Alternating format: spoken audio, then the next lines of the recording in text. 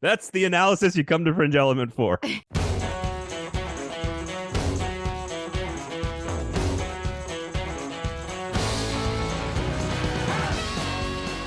Welcome to Fringe Element here on the 440 Sports Network and the 440 Sports YouTube page. My name is Braden Gall, and you can get to me on Twitter at Braden Gall. Mine's Erin Dugan. You can find me on Twitter at the Erin Dugan or Instagram, Erin_Dugan.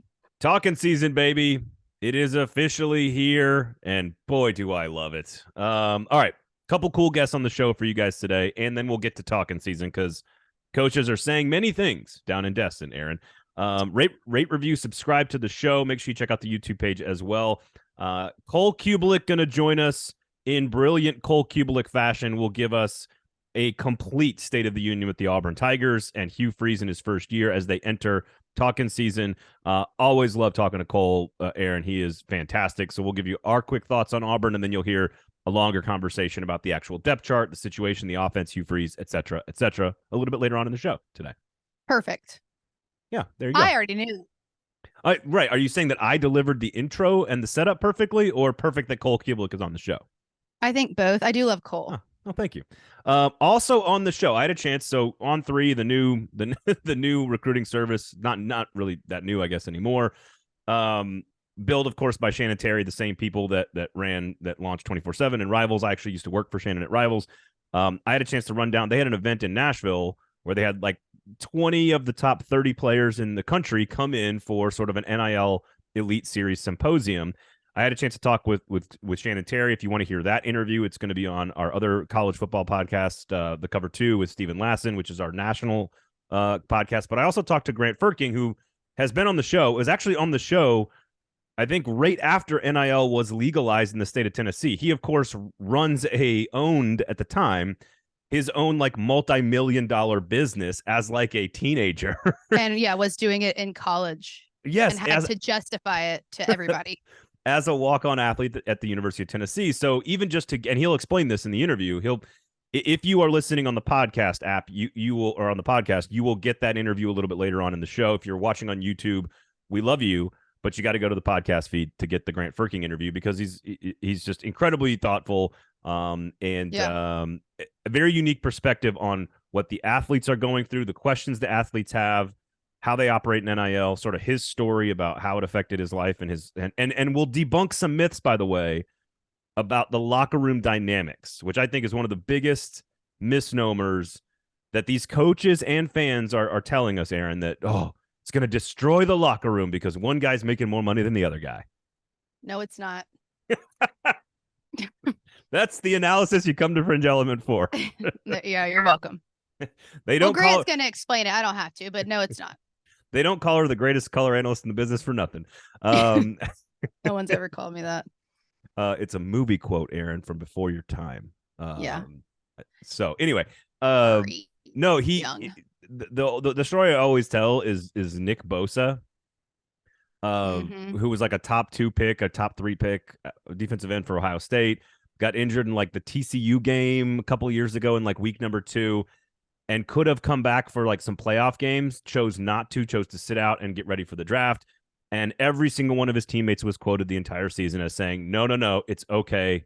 Go do your thing, handle your business. All NFL players root for the guy who's holding out, even though it would help the team to come back. No, they are rooting for the players to get paid. Every player in the locker room is rooting for the other players to get paid. And as Grant will explain, they were already getting paid anyway. Yeah, there's one myth he debunked that we already knew was right.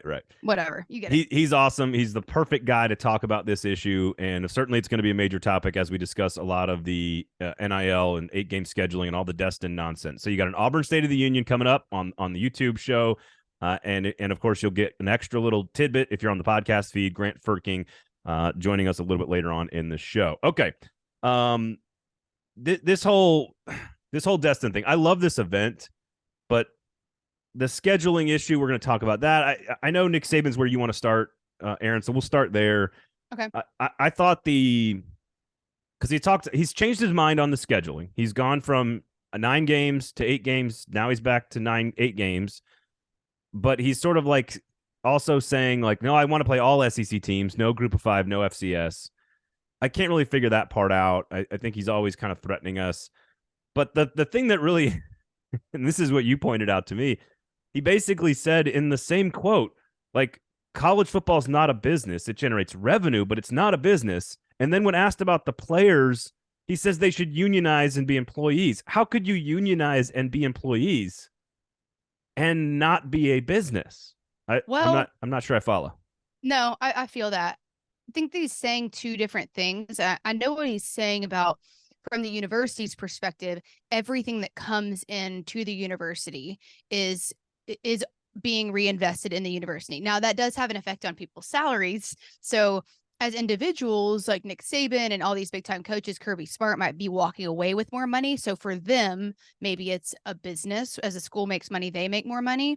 But I know what he's saying about the school bringing in money, and then the school spends that money on sports, on getting better, on a new stadium, on the other Title IX, like making sure they hit Title IX requirements, all that.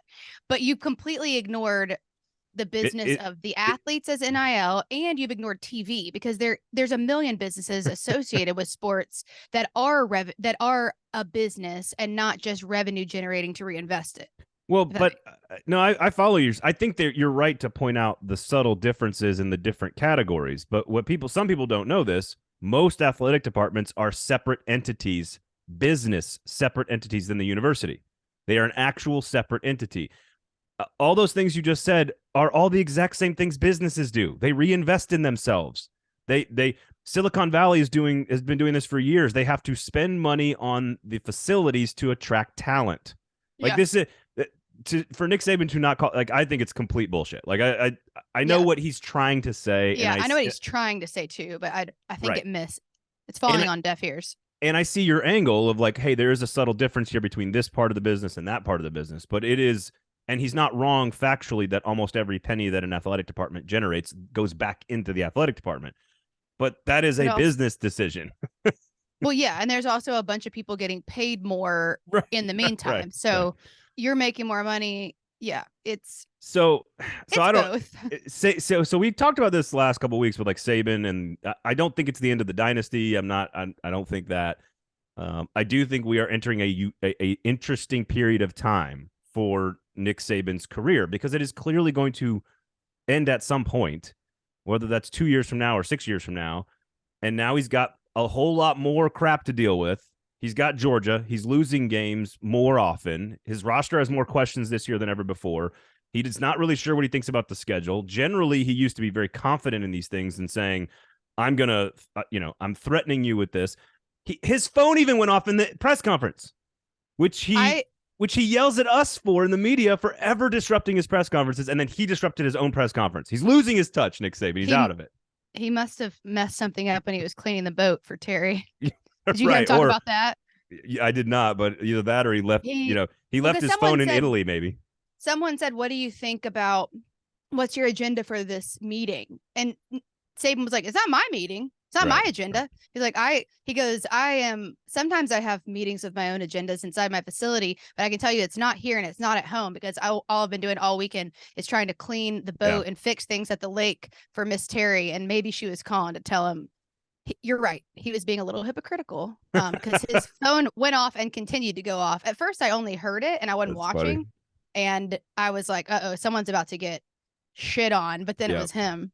So I think and that's the part that I believe completely, because it is completely Greg Sankey's agenda that is taking place in Destin right now. Everyone's commenting about it, but it's clearly Sankey's agenda. And absolutely, we all know that who's in charge when you're at home. There's no question about that. So I've talked to, this is not from Sankey. I'm just going to say this right now. This was not from Greg Sankey, but I have talked to somebody inside the SEC office about their scheduling goals. It is very clear that Greg Sankey, while he does not admit it specifically, dances around the fact that he clearly wants a 9-game schedule. Now, here's the wording that I used to someone inside the facility and basically just said, am I on the right track here, essentially? I said, the scheduling to 9 games allows for more fluid scheduling to play more teams more often, which can then be sold at a higher premium to TV partners and season ticket holders alike. Basically, am I on the right track here? And I was essentially told yes. So all the obvious stuff that we think about the 9-game schedule, protects more rivalries, allows teams to float through the conference more often, adds more money, most importantly, adds far more money to the potential TV contract, which I think some of the coaches were commenting on and Sankey has commented on. We would need the money to follow, not lead, but follow. You also have the Pac-12 has been doing 9 games since 2006. The Big 12 has been doing 9 games since 2011. The Big 10 has been doing 9 games since 2016. So being a leader in the sport and generating better games at a higher premium for all parties involved is clearly their goal. Oh, by the way, the 1-7 model, the 8-game model, while it may allow for some teams to be more bowl eligible more often, Greg Sankey's already said we've studied the data and it does not lead to more ineligibility as much as you think. Well, and even Vanderbilt, Clark Lee basically is like, hey, I'm whatever, dude. I'm paraphrasing here because he didn't say whatever, dude. That is basically what he said, though. But he's like, hey, I'm excited to see wherever we go with this. Yeah. And Clark Lee's the guy who would benefit the most from an 8-game schedule. Yes, out of everybody in the conference. That's right. And I think there's multiple things going on, and we can talk about, we could talk about preservation of rivalries and all that. At the end of the day, that I don't want to say it's a facade, because I do think it matters, because there is interest in those games and that equates to money, like you were just mentioning. But it's not really about that. It's not really about seeing more teams more often. It's not about anything except for money, and money has to do with television. I think there's like 2 things going on. You play 9 games, and this is what I can't remember who was talking about this the most, but how the College Football Playoff Committee treats losses with this harder schedule is going to matter, because more teams from the SEC in the postseason also equates to money and notoriety and ticket sales and TV time. And then I don't know if everybody knows this, but most people do, I think, is that anytime there's an SEC team that wins a championship or is in the postseason, every school in the conference benefits financially. So just getting more teams in, whether it's Vanderbilt's like Alabama, do it, because we'll get money from it. So there's that whole thing going on. If we play 9, are we going to be treated worse by the College Football Playoff Committee and yada yada, whatever. Right. So there's one thing. Go ahead. Well, no, because that's one of the most important points that I think the coaches have sort of said out loud this week in Destin. Multiple guys, Kirby, Billy Napier, and Hugh Freeze. Billy Napier kind of just said, look, this depends. And he said exactly what you said. How is the committee going to view strength of schedule? That is a critical component to all of this. And Billy Napier sort of just said it directly. Then Hugh Freeze went like a step further and was like, will 9-3 get me into the playoff? He just said like the specific thing. And he just said, is the third loss going to be because 10-2 gets you in. If you're 10-2 in the SEC, you're going to get into the 12-team playoff, because 10-2 is basically top 8 in the country. It's that 9-3, the difference between a 10-3 team in the Pac-12 and a 9-3 team in the SEC, that 3rd and 4th place teams in the conference. That's where Hugh Freeze is basically saying, does 9-3 get me in? And I think these are all important questions. They are. But I don't know, like, I think they're barking up the right tree and talking about playoff access, because that does lead to large chunks of revenue, like you just said. The only argument for 8, to me, is not, let's help more teams get to bowl eligibility and help the quote unquote lesser teams in the conference get to more bowl games. Again, Clark Lee's already said, like, whatever, dude, I'm fine with either one. Now that could be posturing, and then they vote no probably in the room, because Greg Sankey has said he's not going to split a tie. There needs to be a majority, so it needs to be an 8-6 vote. Yeah. And there is a chance that we do a hybrid model where it's like 8 games for like these first 2 years to see how it plays out in the new playoff format. And then when the new playoff kicks in 26, which is still the same playoff, but like whatever modifications they make, then they see how the committee treats them, and then they decide to go to 9 at that point. So this is very complicated, but that's a possibility as well. True. And the timing has a lot to do with everything, because I think in this particular case, when Greg Sankey is saying, and I'm speaking from like a TV perspective, but when he's saying that the money has to follow, the money in a different situation, if the timing was different, would probably need to lead. But in this particular situation, because of how things fall and the contracts going, switching from CBS, there's like a bunch of different factors that play into it. So the money needs to follow. But here's what's going to happen. like thinking about like SEC network. So more games, SEC makes more money no matter what because they have their own network and they can support it.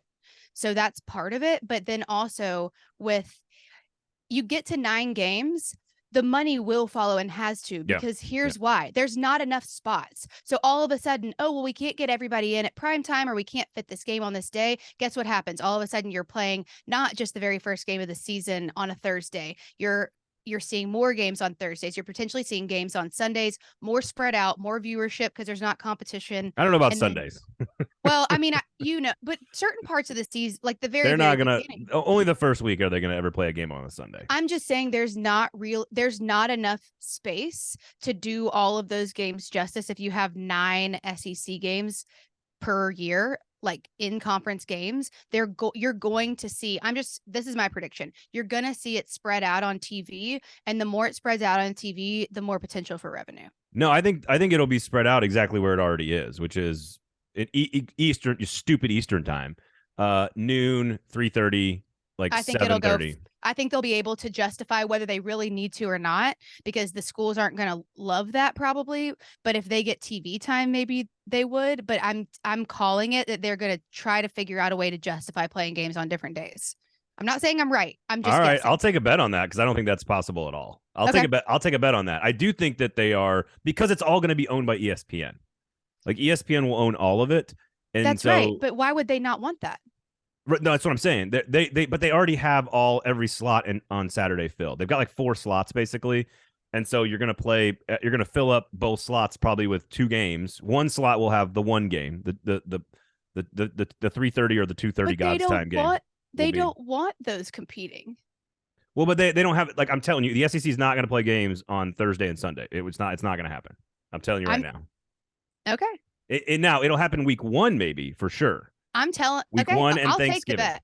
I'll agree to disagree because you're also not thinking about resources, about talent. Like, that's more of their teams being spread out. That's their biggest commentators, color, play-by-play. Like, I don't know. What we can agree on. It's a hot take maybe, but I think it will happen. I think playing games against NFL games on Sunday is an extremely hot take. I'm not saying just Sunday. I just said that the schedule will spread out, and I just threw out a couple days. Thursday or Friday would be more likely to me. I think what we agree on is that the more good games they sell, the more good games they have to sell to TV partners, the more TV partners will spend on those products.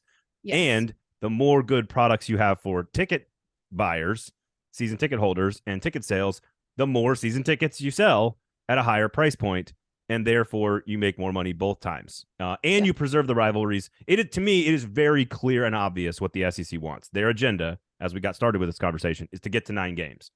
Yeah. Right now they are clearly split, and we can get to Eli Drinkwitz quote on this, and I'll let you lead on. Oh yeah, because he had an interesting. He got dunked on Twitter for his comments about NIL, but his comments about the scheduling was pretty interesting. What did he have to say about the forming of the United States? His quote was, "Oh no, I hope I didn't lose it." He said, "I can't." I'll paraphrase. He said, "I can't believe that the 13 colonies."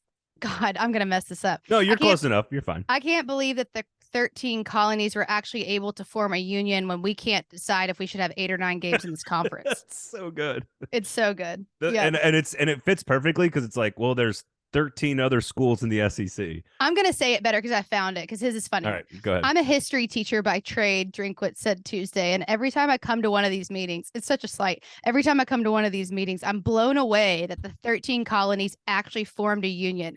We can't agree on an 8 or 9 game schedule.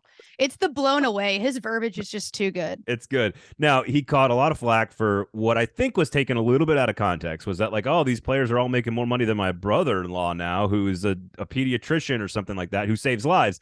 And if you read the entire context of the quote, it seems a little bit more tongue-in-cheek. He's sort of just saying, look, there's a lot more money in the game today. There's a lot more complexity in the game today. We're dealing with a lot more things, and we've got to figure out how to deal with all this stuff, which, of course, is everything every other coach is saying in just a slightly different way. And it is I think Sankey called it a freight train, or somebody called it a freight train. Like, there's just, and I talked to both Shannon Terry and Grant about this, like, there is no federal regulation coming on this, and the NCAA has no power, and the states are all completely out of whack and different on this. The only people that can regulate this stuff are going to be the conference offices. or a breakaway and a national office commissioner's room that makes the decision for all of college football. That is the only way this is going to happen. So my case for 9 games, I think I've made pretty clear on the show for like months now. I don't like the 8-game idea personally, selfishly. I want more SEC football games and I want more rivalries protected every year. That's it. I don't care about that too. Yeah, I don't care about the money personally. It doesn't affect my life. So. Yeah, exactly. Well, everyone has like their top priority, just like in politics, everyone picks their top thing and then you vote on that. And ours is what our Saturdays or Fridays will consist of. And then for another thing, but just before we move on, so because I know we've been talking about this for a while, but was it Kirby Smart that brought up, I can't remember who it was, but at what point would it be beneficial to miss the SEC championship? That's interesting too, because you've got these 9 physical games now instead of 8. And then is it even beneficial to be in the SEC championship, or is that week before college football playoffs more important than actually the championship is? No, that's the exact last point I was going to sort of wrap up this conversation on, is that Kirby Smart basically said, he goes, the more interest, and this is like, I was like, thanks, Kirby, for programming the podcast this week. Like, he's like, the more interesting conversation is like, should we even be making the playoff? And you just laid it out. There's 2 major factors here. One is the Hugh Freeze, Billy Napier argument, which is, how does the committee view the extra loss? And if you're 10-2 and you finish 3rd and you're 10-2 and you don't, Alabama or Tennessee this past year, right? I guess in theory, it would have been Georgia, Alabama, technically going. Are you about to say that if you're not in the playoff, you can't lose the playoff? No. I'm just trying to, because LSU won the West, but that's because of the head-to-head and the divisions. If they had been in one division, which they're going to be, I believe Tennessee would have been 2nd at 10-2 because of the tiebreaker over Bama. Bama would have been 3rd. Mm-hmm. But all 3 of them get into the playoff. The question is, does Tennessee get into the playoff after losing to Georgia and going to 10-3? Right. Are they more likely to get in versus a 10-2 Bama, even though they lost the head-to-head? Like, it's that middle spot. It's like the top team, is gonna make it, and they're gonna have to play it, and it's not gonna matter because they'll have 1 or maybe 2 losses on their schedule, even if they lose that game. Alabama in that case they all make it. Yeah, it's the team below that. Do you need it, or is it going to kill you? Because now you might end up with the same amount of losses as somebody else. What he's saying is so big, but you know what I mean? Yeah, like the 3rd place team in the SEC last year with the new system would have been Alabama at 10-2. Mm-hmm. That team absolutely makes the playoff. No question about it.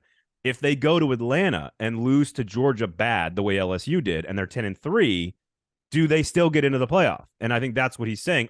On top of that, there's an extra week of rest that also factors into this too. So it's the extra loss and the extra rest. Is it more beneficial to finish 3rd in the SEC than to finish 2nd? Now, if both teams are 12-0 or both teams are 11-1, they're both going to get in.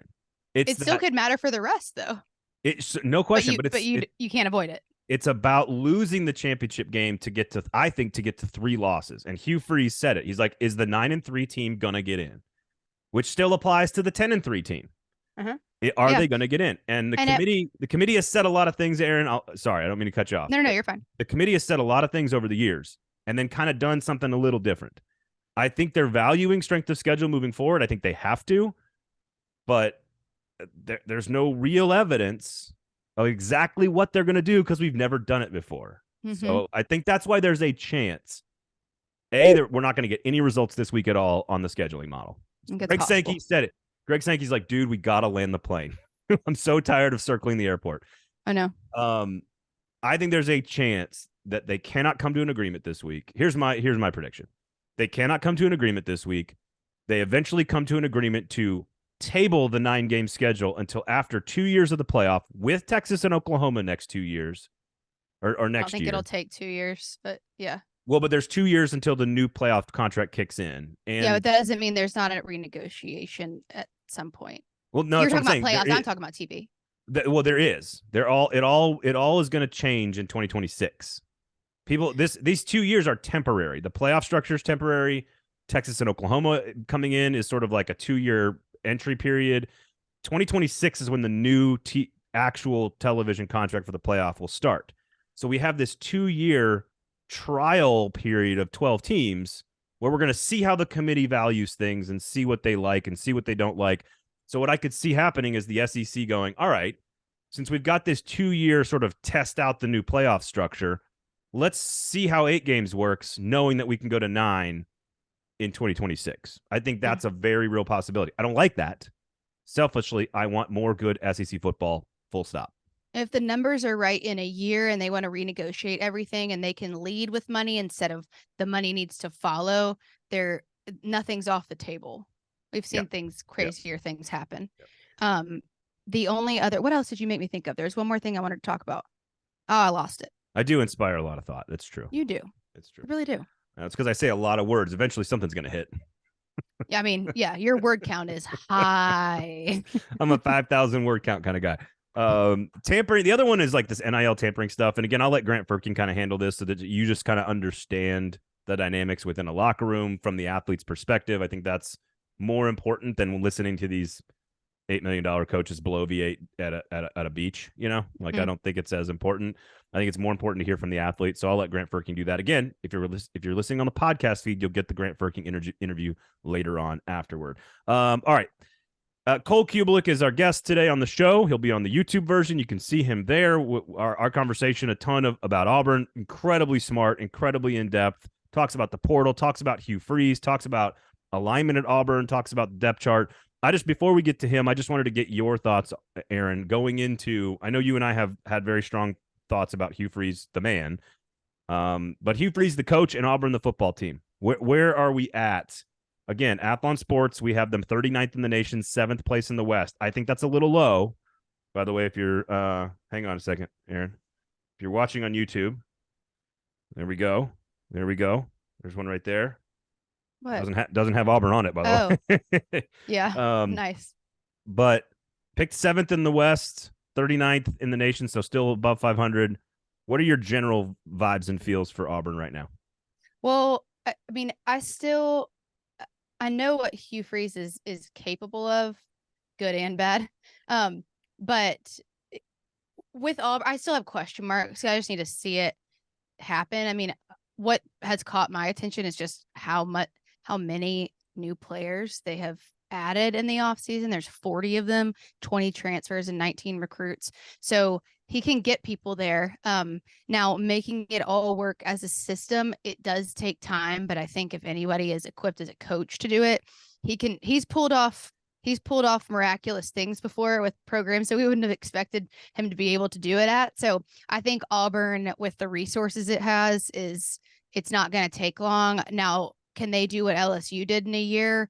I don't know. I think LSU already had more talent there. It just needed to be reorganized. Yeah. Auburn is bringing in a lot of talent, but some people aren't eligible to play yet, even if like some of the bigger players that they have added. So I just think that it's going to take more time than LSU, but I think it's going to happen.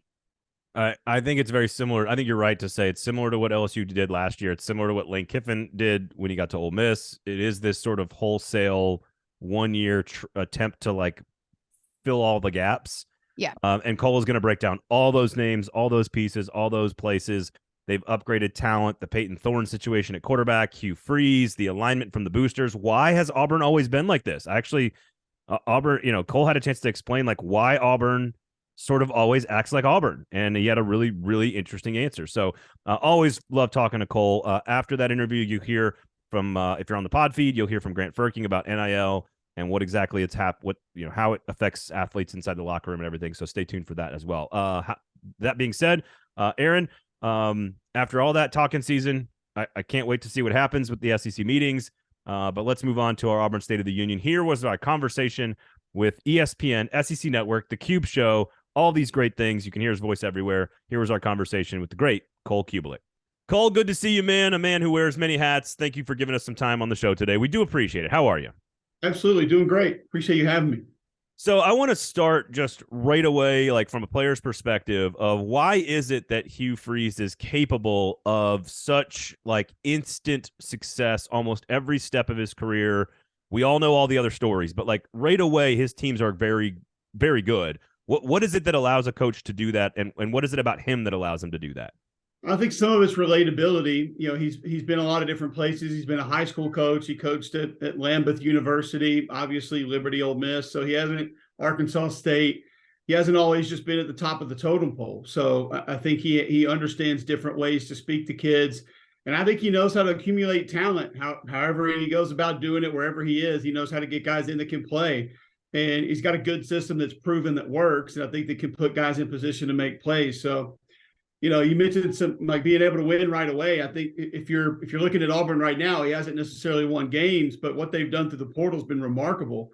You can make a really fair case right now that half of their starters are going to be through the portal that Hugh Freeze has gotten since he arrived at Auburn, and that's been this offseason. So it's pretty impressive. And if you can get guys that can play, and you got a system that helps them make plays, really then it just comes down to, can you motivate them and can you get them on the same page? Can you orchestrate it and can you organize it? And if based on what they've gotten, if he and his staff can do that, I think they have a chance to exceed expectations this year. I think most fans and most people who covered the Ole Miss situation, players getting paid is now legal. It's not a problem. I think morally, none of us have really ever had a problem with it in general. That's something that got him in trouble earlier. Well, now that's something that everyone kind of has to do above board.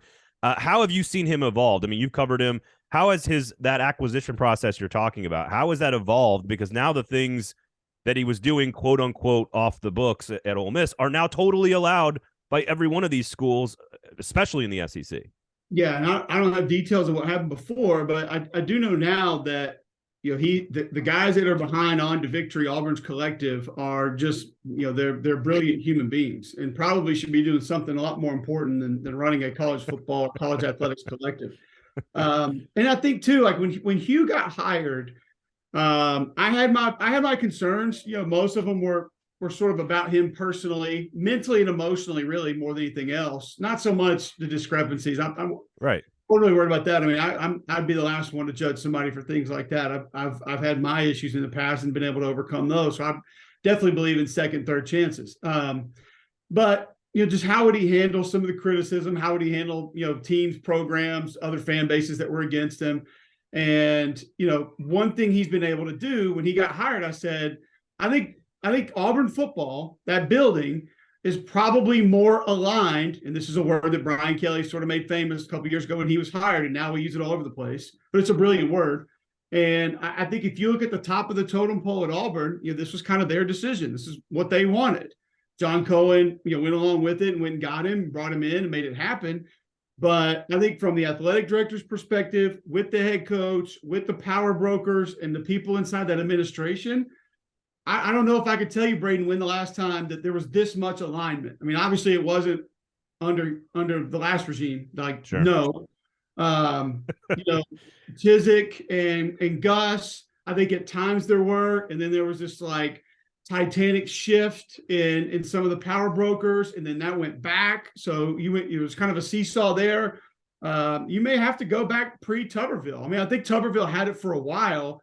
And then, you know, he became frustrated with some of it, and it began to break apart. Anybody's going to have some of it when you're winning. Like I think really what happens when you win is just the people who don't like it, they just be quiet, and they kind of, you know, they shut the door, they pull the curtain, say we'll be back when things don't look so good. But I think there's true alignment right now, and I think that gets people on board from an NIL perspective, from a budgetary perspective, from a resource perspective. And it just makes people more positive. And I think all that's come together to be able to help him do what he's done so far. Well, they were all aligned against the previous regime, too. That's like the most aligned they've ever been also is against the previous regime. I find it interesting that like almost every one of these teams in the SEC, outside of kind of like Georgia, really, for some reason, Georgia has figured out how to sort of just stay aligned. And maybe that's why they didn't win for 40 years. But Tennessee, massive, you know. Once again, when you're winning, the people who don't want to align, they go away. And Georgia's been winning a lot. So yes. There are people that don't like it. They have found somewhere to hide for the recent time. Yes, there's no question. But Georgia seems like a calmer program than everybody else in the SEC. Tennessee's got just nonsense happening all the time, and LSU's got craziness happening all the time, and Auburn's just one of those other programs as well. Is there any particular reason? This was not a question I was planning on asking you, but is there any particular reason on it? Is it just the obvious one that you're in the state with Alabama, that like that's the thing that makes it more difficult to find that alignment, or is there some other thing that people don't know from the outside looking in? I think this is probably fair at most programs, but another thing that I've said before is, sometimes we lose sight of, we want people to give their money to our schools and our programs and our facilities and now our players through NIL. And sometimes a lot of money, and it can be a ton of money over time. And I kind of liken it to, the old man that's super rich and he's putting the Instagram model on his private jet and they're going to Vegas and like they're going to Prime or Steak for dinner and they're getting bottle service at Light at the Bellagio afterwards. And then he's like, okay, well, it's the suite's upstairs. It's time to go to bed. And she's like, no. We're going back home. Like, we're getting on the jet and we're going home. And he's like, well, hold on a second. No. Everybody wants something in return for their money. And, Auburn has been very guilty of taking a lot of money from a small amount of people for a very long time. Yeah. And that's always going to hit a head where those people want something, whether it's a say, whether it's a person, whether it's a name on a building, whatever that is, you got to get something back. Quid pro quo when you're giving that much money. So, I think some schools learned the hard way that, oh, this is great that this person just gives and gives and gives and gives without realizing that at some point in time, we're going to have to answer to that. And I think a lot of what's happened at Auburn has happened at other places too, is that sometimes those decisions that those people want to make are not the ones that everybody wants to make. And then the commotion begins and starts, and it just, goes to hell in a handbasket. So, and probably a lack of leadership, honestly. Like the people who have led have been made scapegoats. The people who have led and done a pretty good job. Like, one of my favorite pictures I've ever seen was 2 years ago. I forget who tweeted it out. And it said, maybe we fired the wrong guy. And it was Jay Jacobs at Bruce Pearl's introductory press conference holding his jersey, and Jay Jacobs at Butch Thompson's introductory press conference holding his jersey. And it's kind of like, holy shit, man. Like, that guy knew what he was doing. So it's just, you got to have people that understand how to communicate with everybody. And that's a place that Hugh will be really successful. Like, he understands how to have conversations with people that matter. And he doesn't belittle you. He doesn't make you feel like you're not important. He doesn't make you feel like he has too many other things going on. I mean, I can say that from experience. I bumped into him just a few times since he got the job, and he goes out of his way to give me time, talk to me. It's not like, hey, I'm the Auburn football coach, man. Hurry up. What do you want? I got to go do these things. And not that anybody else has been that way, but because he does have that personality, I think it'll just allow him to go even further of whoever is calling the shots, he's going to be able to be on the same page with them, or at least explain his side of why it needs to go one direction or the other. Yeah, put people in place that you trust to do their jobs, and then let them do their jobs, which is what Tennessee has finally done, frankly, after 15 years of not doing that. By the way, you rattled off that stuff way too fast. I think you've been hanging out with Tom Hart way too long. All right. Auburn's offense, quarterback. What does he want to run? Like, he's been successful with the Bo Wallace type player. He's been successful with the Malik Willis type player. Two very different types of players. He kind of has two of those types of players in Peyton Thorne and Robbie Ashford. What does he want the system to look like, and what does it need to look like based on the strengths and weaknesses this year? There's such an interesting case study right now, Braden. We actually talked about this on my show with McElroy this morning, that there are a couple position groups in the SEC that have made additions that look like they could take a big step. Like the Ole Miss defensive line is one. They go get the kid from JMU. The kid they got from NC State, Joshua Harris, is a lot better than anybody believes. You get the former kid from Nebraska and Alabama, Stephon Wynn. I think that group could take a really big step. If it does, what does that mean? Auburn, you get Dylan Wade from Tulsa on the offensive line, who's going to be a dude at tackle. You get Avery Jones at center, Gunnar Britton from ECU, Gunnar Britton from Western Kentucky. And then you've got a Xavier Miller, a JUCO kid who comes in. All of a sudden, that offensive line's got more talent than it's had in collectively, I don't know, 8-10 years. Like, seriously. Now, Jake Thorne's got his hands cut out to be able to get them on the same page, technically, fundamentally understand everything. But if that's a group that comes together, he's always going to be a run the ball first kind of guy. And that doesn't mean quarterback runs, but I think he would tell you he knows how valuable that can be if you have that capability. Wide receivers, the exact same thing. I mean, there's zero doubt that before Freeze arrived, I would have labeled this as the number 14 receiving core in the SEC. Now, you've gone out and you've gotten a couple different receivers from different places, one from Jackson State, one from North Texas. I don't know about the kid from Ohio State because he hasn't played, but obviously he's got some talent. So you've upgraded that spot. So with Peyton Thorne coming in, if the offensive line's pretty good and you got this group of receivers that step up, I think they'll be more of a down the field vertical threat football team. The thing about Peyton Thorne is he knows how to play the position. Yeah. He knows how to run an offense. And, one thing that I love about him, and I told Hugh this when we saw each other at the Lutzenkirchen golf tournament, I said, my favorite thing about him is he's not afraid to check down. And Hugh kind of laughed and he's like, I hadn't thought of it that way, but you're exactly right. Like the kid, he knows, all right, don't do this. Just get it here. Let's take 4 or 5 yards and we'll live to fight another day. Yeah. Positive yards is always good. So he can operate the offense. And so I think what Hugh probably wants is one that can be a run first offense, whether it's through the backs or a little bit of quarterback run. I think if Robbie can buy into it, he can still have an important role and give you some of those Q runs. But more so than not, it'll be a run first play action offense that likes to stretch the field. Yeah. Because if you go to any of those offenses, that's kind of what was at the core of it is we're going to go vertical on the outside. We're going to utilize tempo. We're going to run the ball. We're going to make it difficult to stop because of how fast we go when we run the ball. We'll spread you out and then obviously play to our playmakers from there. If it's Evan Ingram over the middle of the field, we'll use him a lot. If it's Laquan Treadwell on the outside, we'll use him a lot.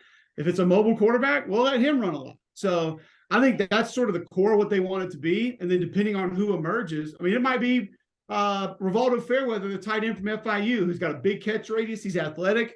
If he emerges as one of the best weapons, then they'll probably target the tight end 80 times. So, but I think you'll see a team that likes play action, wants to run it first, and is going to stretch the field consistently. Do you think all these coaches are better at evaluating the transfer players now? Because like every coach has to do it. Every coach is doing it. It used to be that if a kid went JUCO, he went JUCO for a reason, a lot of different types of reasons, but for a reason, and you just never knew about a guy. Now right. it feels like you're hitting a lot more, but also quarterback. There's a lot fewer Hendon Hookers than people realize. You know what I mean? Like, think about this, Braden. Like if I'm recruiting Braden Gall and he's playing 2A ball in Tennessee, and you throw for 5,500 yards and 70 touchdowns and 5 picks, like that all looks great. It's awesome, but what do I really know? I can watch how the ball comes out, how you throw it, your footwork, your mechanics, but based on who you're playing against, what do I really know? Now let's go to, let's say, North Texas or FIU. Some people would say, oh, look against who? That's what they would say. But that's still college football. Yeah. I mean, that's like LSU just got a running back from Notre Dame. He went like 14 for 180 against Clemson. They got a safety from Marshall who had like 10 tackles against Notre Dame when they played earlier this year. Kentucky got a linebacker from Northern Illinois. Well, he had 10 tackles when they played him against Kentucky last year. So now you get to evaluate them in a college football setting against high quality opponents, whether it's the MAC, whether it's Conference USA or the Big Ten or the SEC. I just think it gives you a much better gauge of what you're dealing with. And let's be real. I don't care what level. If you are finding your way on the field consistently and being productive, there are a lot of other things it takes to get to that. Managing your time, practice habits, taking care of your body, understanding the physicality, the physical, mental, emotional demands.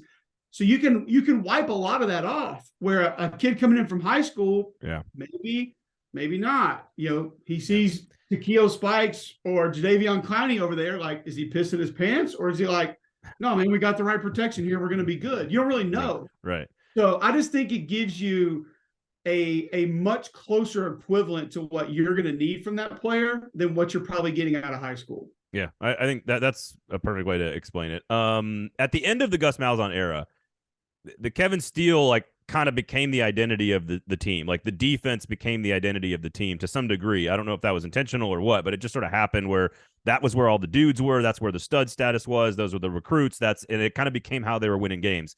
Where is this roster, let's say, relative to 4 years ago in terms of defensive talent? I had a chance to talk to Derek Hall a bunch of times. I know you've been around him. He extraordinary young guy, not around anymore. What's the defense? What's the overall talent level look like on the defensive side of the ball? Once again, it has risen drastically since Hugh and his staff got there. Justin Rogers, the kid from Kentucky, is a legit SEC nose guard. Like, he's a player. He's a real deal. The edge defender that they got from App State, I think, is maybe not going to be an every down player, but I think he's going to help a lot. You go get Keldrick Fogg at linebacker, you get Austin Keys at linebacker. You know, those guys were probably better than what you had. And then you get some depth like Masil Nasiah Kite from Maryland. You get the Johnson kid from Purdue. It's taken a step up, but I mean, compared to some of those ones like 18, 19 that you're talking about with Marlon Davidson and Derek Brown and those guys, like, I still don't think it's there. But I do think collectively they have a chance to have a pretty good group. You know, they've addressed edge rusher. They got the kid out of App and the kid out of Liberty. So that's two that at least, and Elijah McAllister from Vanderbilt comes over. You've beefed up physically inside what you have to be able to hold up in this league. So I think that's obviously something that's going to be able to help you out and be able to be of benefit. So it's not where some of the better Auburn defenses that we've seen. Like, I don't think there's high end, late first round NFL talent there, but I do think based on what they've added, it's got a chance to be a lot better than what it was going to be. All right, well, that leads us to expectations in year one. And you look at first of all, I've never seen the SEC this happy. All 14 teams seem happy. I've never seen an SEC like this at this time of year, going into media days where everyone is happy. This is the healthiest I've ever seen the middle class in the SEC. Like, teams 4 through 13 are all good. Every one of them could make a bowl game, Auburn included. You've got Mississippi State, you got Arkansas, Ole Miss, A&M's going to be better. Like, this is a nasty division. What is the right expectation for Auburn in the West, where you've got really good football teams all around them? Is it fifth? Are fans happy with 7-5 and fifth? Is that progress and a step in the right direction? Like, what's the reaction at the end of the season? I don't really know if unless you're first in the division, I don't really know if where you finish in the division matters much to fans. Like, I don't know if they're looking at, how many top 3 finishes do we have in the West? Like, I don't think that really matters. If this is a team that is competitive every week, and that includes LSU, Georgia, Alabama, it can get a game or two they're not supposed to. Probably, I don't like to put the numbers on it, but I think 7 would probably be pretty good for most fans. Like, above 500 would be a solid season.